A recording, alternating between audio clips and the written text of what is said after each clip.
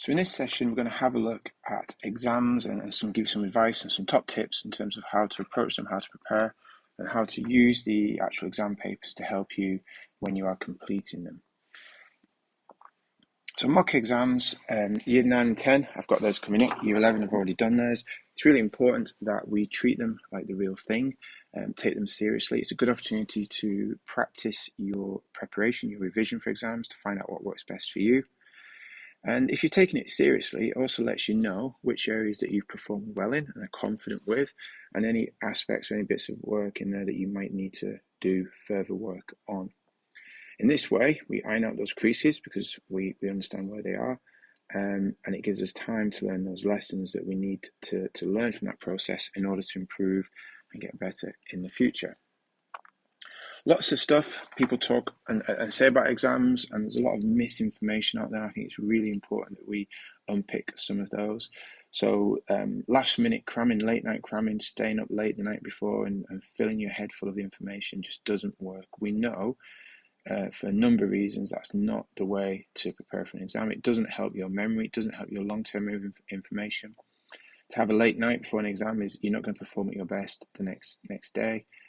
So we need that slow build up to help us store information and perform at our best. Leaving it last minute as well can be quite stressful because you're always thinking, I don't know stuff, I'm not quite ready for it. And that does create anxiety, which isn't good. So building things up slowly over time is the best way to work. This will give you confidence and it will help to develop the storage of the information that you need to remember in your long-term memory. It should also mean that as you're doing that, we're using interleaving as part of our revision strategy. Little short 20-30 minute sessions, different topics is the best way to do that. Mobile phones, they're a massive distraction when you're working and revising. Research has shown that even having a phone nearby, even if it's turned off, interferes with our ability to concentrate. So the best advice is turn the phone off, move it well away from you, different part of the house away from you, you're working, to really let you concentrate and get into your work and avoid the distractions that they can be. Diet is crucial as well. We need a good balanced diet in order to remain healthy and perform at our best. And that will really be beneficial, especially at a busy time around exams. Some products out there will claim to help performance. Energy drinks often tell you that they will give you wings and you will do far better. Again, they do give you that initial boost of energy and they can make you feel good at that initial point, but then you get a massive energy crash. And the only way you can maintain that energy level, that boost of energy they give you, is just by increasing the intake of any kind of these drinks or foods. And that is just not a good or sustainable way to work. So eating nice, healthy diet, building time for exercise and sleep is the best way for you to prepare for any exams. In terms of getting ready for those exams, preparation is absolutely everything. This may sound a bit strange, but you have to be there on time. So make sure you have checked your timetable. Talk it through with families, talk it through together with your children, so you know exactly when the exams are taking place, what time of the day they're going to take place, and this will mean you get to all the exams on time and on the right day. Having the correct equipment is really important as well. Having your own equipment that you're familiar with is a real benefit to students, gives them confidence. Exams have to be completed in black ink, so please have a number of pens that are black pens to bring into exam hall with you. Calculators, make sure you have a calculator that you are familiar with. I once had a situation where a student gets into the exam, starts unpacking a calculator and they're unwrapping it, it's a brand new one. Then they start to get their instruction book out and start to understand how to turn this calculator on. That student did not feel confident in that situation. So if you don't have a calculator at the moment, go and get one now. Get familiar with it in the weeks we have left before the exams, and then you are confident with using that in the exam. Bringing equipment into the room with you, you need to have a clear pencil case, and there may be some extra bits of kit you need to get. So rulers, coloured pencils for some exams, protractors. We do have a group of students in school that sell those items, so if you do need to get them, please see those as part of the Young Chamber and they'll be able to provide them to you. Exams that involve calculations, we're going to come to this a little bit more later on, but you will need to show you're working out in order to be awarded full marks. One of the things that students sometimes do is do it on their calculator, just write down an answer, and they haven't shown how they've got to that answer.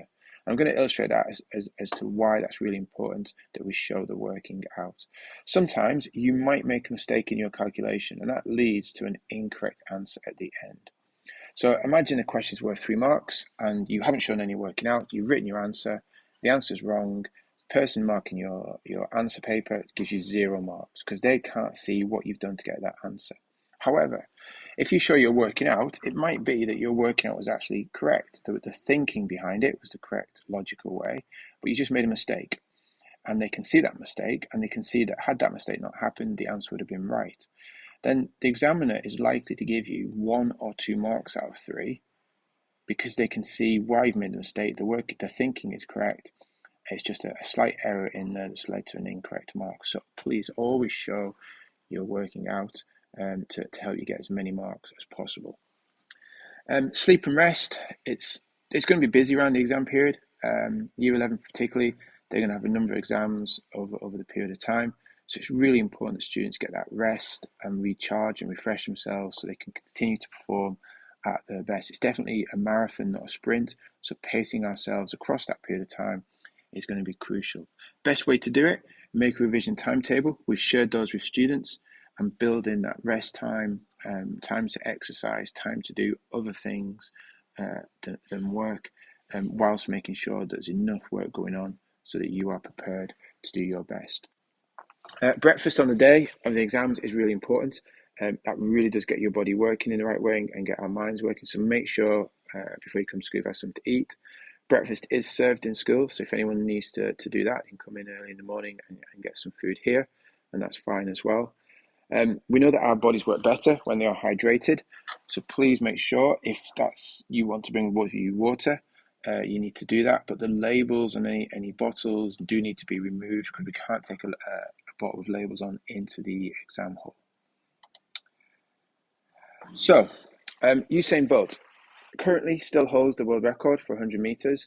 And one of the things that he was interviewed and somebody talked about was how does he approach any of the events that he took part in. And he talked about having this pre-race routine. And the routine was about getting his mind into the right state to perform at his best. That's really interesting. You think his activity is a very physical activity, but the number one thing he did was get his mind into the right state to perform at his best. I think it's really important we take this away with us as well. If we're going to perform at our best in an exam, we do need to make sure that we are thinking positively about that exam. How do we get ourselves into that state? Well, it's all about that preparation. Make sure you've done that revision, so you know going into the exam you're feeling confident, you're ready for that exam. You've practiced some of the questions as well. You've got your core knowledge. It's going to really help you to approach that exam in a positive attitude. Henry Ford said something similar along the lines. He said, whether you believe you can or you can't, you're right. Again, it's a really positive message. And if we believe we can do things, we will do them. If we have those doubts and believe that we can't do it, then again, our minds will win that battle and we will struggle to do those things. So starting off in a positive way, starting off believing we can, the positive attitude is absolutely crucial. And a part of this comes back to visualization. Visualization can really help us to perform our best. It can also mean that some of those maybe anxieties or stresses that some people might have around doing their exams in exam hall are also removed. I'll give you a story to illustrate this. There's once an experiment, and a coach was working with a gymnast, and the gymnast was going to do a routine on the high bars, and they didn't let the gymnasts practice it physically, so that they weren't allowed on the high bars to practice their routine.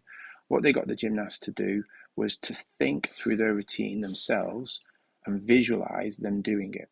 So the gymnasts took themselves away into the corner of the room, and you could see them, they closed their eyes, became very still, but they were working through the routine in their minds. And as they were doing this, you could see their hands moving to the different positions they would need to take to hold the equipment they're going to work on to keep their grip.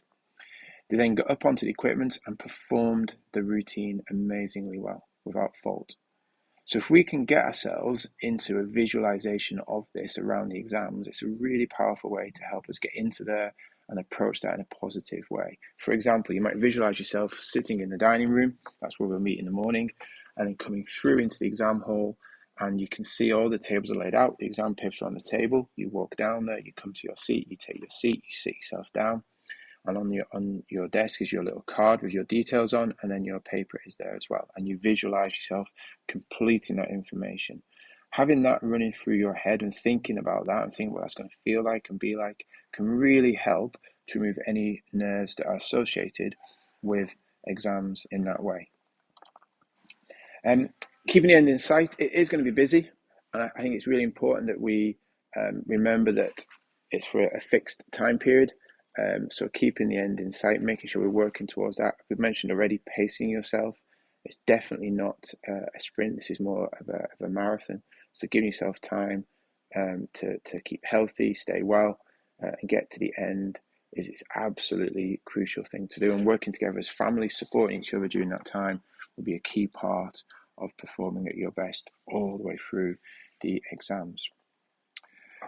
So once we're in the exam, the advice is to read the instructions carefully. Each paper, and we'll give some examples in a moment, has a set of instructions for candidates. So we read through those together as a group, but you could read through those once you come into the exam and are getting everyone in to have a look at it, get familiar with it. Make sure you fully understand what you are expected to do. Some papers are going to want you to answer every question on the paper. Some question papers want you to answer maybe question 1 or question 2. Other papers, you need to pick certain topics. I'm thinking about RE there. We need to pick the questions on Islam and Christianity as our religions. We need to make sure we're doing the right things. Check the question. Make sure you know what you're going to answer before you start to answer it. Sometimes people fall into a trap where they think they're answering the question, but actually they haven't really read and followed the instructions, and they're answering the wrong type of question. The information they're putting down doesn't really give the answer that the examiners would be looking for. Number of marks. Your exams tend to work about a mark a minute. So that's a good way to pace yourself. It's also a good way to understand how much information a question needs. So if you're doing a question that is worth 6 marks, you're going to need to spend about 6 minutes doing that question and make sure you get quite a lot of information, 6 marks worth of information in that. If a question is only worth 1 mark, then it's going to be a quick, short answer, just 1 minute of time in order to complete that. Some subjects, English, history, will have questions worth far more marks, maybe 30, 40 marks. So you really do have to pace yourself for that. Use the clocks to judge your time, give yourself the appropriate amount of time, and think about how much information that's going to need in order for you to provide the right kind of answer. I know some teachers encourage students to bring a highlighter in. If that's the case, then make sure you bring your highlighter, and you can highlight your exam papers to remind you of the key points that you need to do. And again, some students do find that really useful, but if you haven't been doing that, don't take that method on. Only if that's the way you've been practicing, then keep that and maintain it. So some examples. Here you can see there's a maths paper. So a couple of things that is worth thinking about on here is this tells you here the length of the exam, so you know how long you're going to have to complete the exam. It then tells you the equipment that you are going to need to complete that exam. So it's really important when you're sitting down, you check, do I have everything I need here in order to do the exam? And we can see as well, this is drawing us to that point where we need that black pen in order to complete this paper. And we talked about answering questions. This one's to answer all the questions on the paper in order to complete the paper. Next one here is also from a maths paper. Again, it tells us at the top, make sure we answer all the questions, so it's guiding us to that information. This comes back to the point we made about making sure you show you're working out. You can't just put an answer to a question. You have to show you're working out. And this one here asks us to give reasons. So it's quite unusual. If I hide this a minute, it's quite unusual in a maths paper. But here we're going to have to explain our understanding of why we've given the answer that we have given. So make sure, as we've said already, that you are showing your working out on your reasons. Next question is still from maths. This one here says the total marks for this question is 3 marks, and you can see how those marks have been divided up. So looking for 2 marks in this section and 1 mark here. and make sure you follow the guidance in order to get the marks that are being awarded or available for a particular question. And this next one is taken from an English paper. So it's a slightly different style of paper. But again, we've got to remember here, the exams are actually trying to help students to be successful. I think it's really important to remember that. The examiners are not mean people. They are trying to help students to get into a paper so that students can perform at their best and show what they have learned during their studies. So this question here, question 2, we see it's quite a big scoring question. It's worth 10 marks. And the question starts, how does Max, so it wants us to talk about how Max proves that Manchester is a perfect place for a city break, but it wants us to talk about, think about what he says and how he says it. So it's helping us to think our answer needs to address these two issues. And if you think about the 10 marks, it's probably going to be 5 marks for each section. So you can see how you start to structure your response. We'll do some work on this, and then that will get us towards the 10 mark. This one here is saying to you, go and look at the second page of an internet article. So there'll be a reference document in your question paper. So it's guiding you to the section he wants to look at to then answer what his feelings are about Old Trafford and Manchester United. And this question here, asking you to do, again, quite a bit of writing. So it's a 10-mark answer. But it's saying to you, organize your response into 3 paragraphs. And it tells you the headings for the 3 paragraphs. So if we follow these instructions, we can see how that's going to help us to structure our response. So using the exam paper is a really important part during the exam. This one here, again from an English, and it's asking us to think about when we write about our purpose, the audience that we're writing for, and the format we want to write in. And it says a guide to the amount you should do is given at the end of each question. So for example here, this question says you should write about 1 to 2 pages in your answer book. So you know if you've written half a page, it's not going to be enough. If you're getting onto your 3rd page, then you've probably spent too long on that question and you need to move on to another question. This one again, so this is asking you to produce a leaflet, and it wants you to write in a way that's going to persuade people. And who are the people we're writing to? Who's the audience? It's young people. So again, it's really trying to structure our thinking and our response to a particular question. This next one's from RE, and RE, their approach tends to be one where the number of marks increases as you go through a question. So the first question here is a core knowledge, give us a fact. Second question is a little bit more information, but as we get down here now, you can see this is starting to explain, so give your reasons why. And the final question is 12 marks. This wants you to discuss this statement.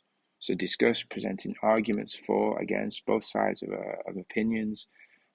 Really important. And you can see how it's going to build up over time. And this allows the examiners to separate out, to differentiate students' marks in the marking process. The next one is taken from ICT. And this one is showing you multiple choice. Multiple choice are used in quite a few papers. What's absolutely crucial is it wants you to pick one of these. So if we were to pick option A as the answer, and we also selected option C, immediately we get 0 marks for that question, even if one of those was right, because we picked 2 possible choices as an answer. So please just make sure we do exactly what the exam paper's instructions to do in order to get the marks we need to get.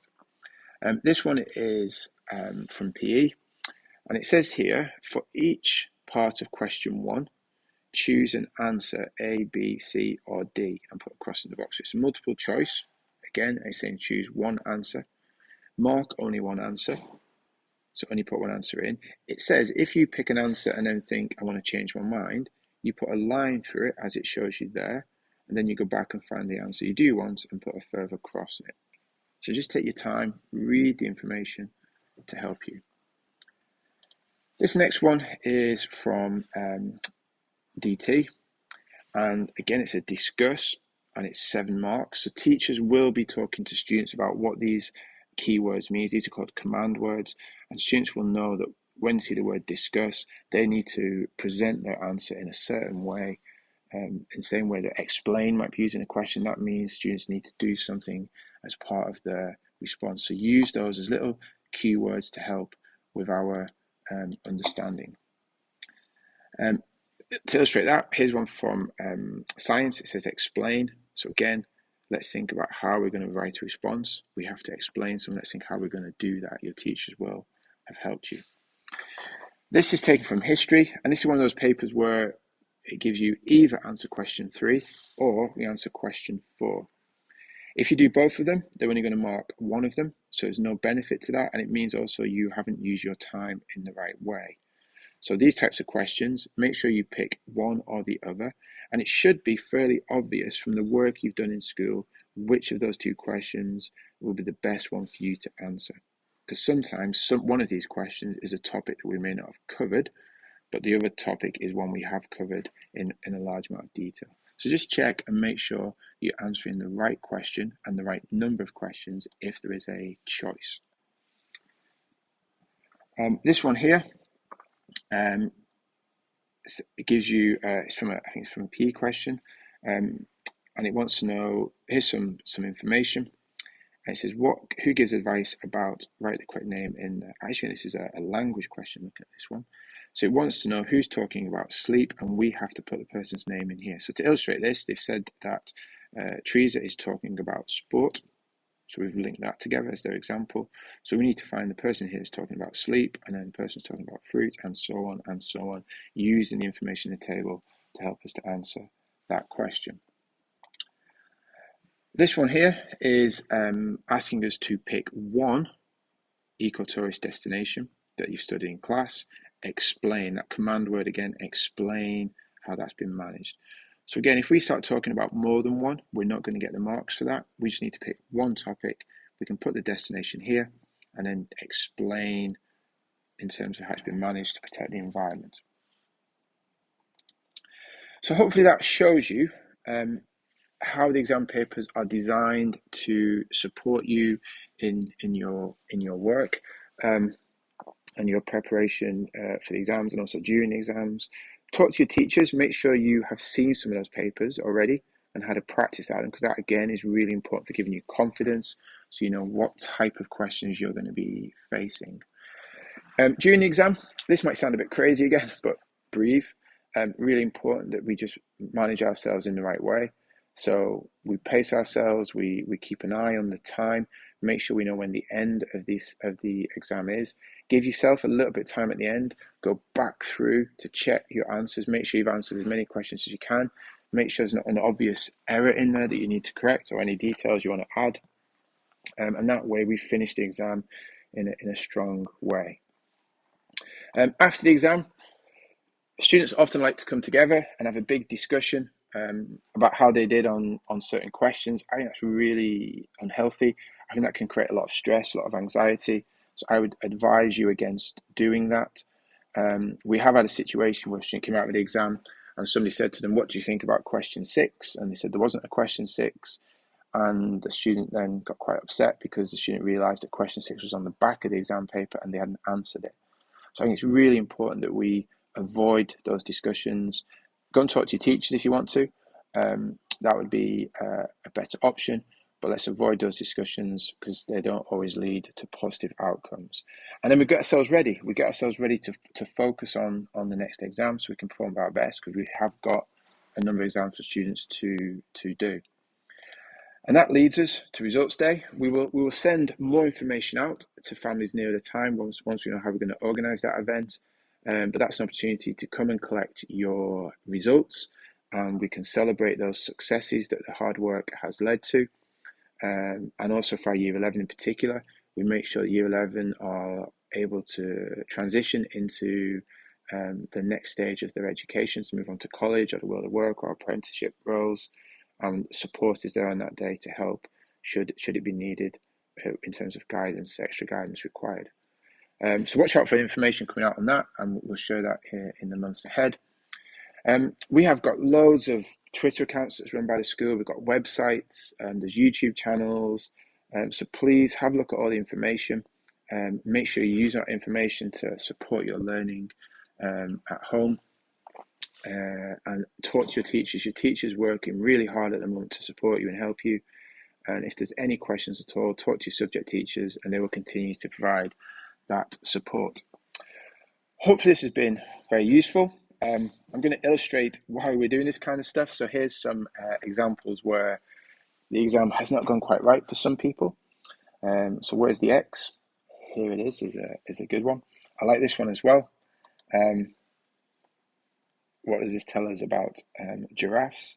I'm not sure that's true. I think giraffes are quite friendly, nice creatures. This one as well is a good one. I like the explain what is hard water, and recognizing what the Romans gave us was learning to speak Latin. So that's what we're trying to avoid. We want students to do their best and avoid those kind of issues in their exam. And finally, we come back to this idea of the quote from John Wooden, where he says that success is something that we can all achieve because it's about knowing that we've done the best we can to be the best we can be. And I do believe that everybody's capable of doing that by working hard and giving it 100% in their work. This should fit in with the other sessions, which will talk to you about how to revise and managing the exam period. So please take your time to go through those as well. And hopefully, as a whole package, it's going to give you lots of information to support your work at home together as families and your work with us as well as the school to help students be successful in the exams that are coming up. Thank you very much for listening.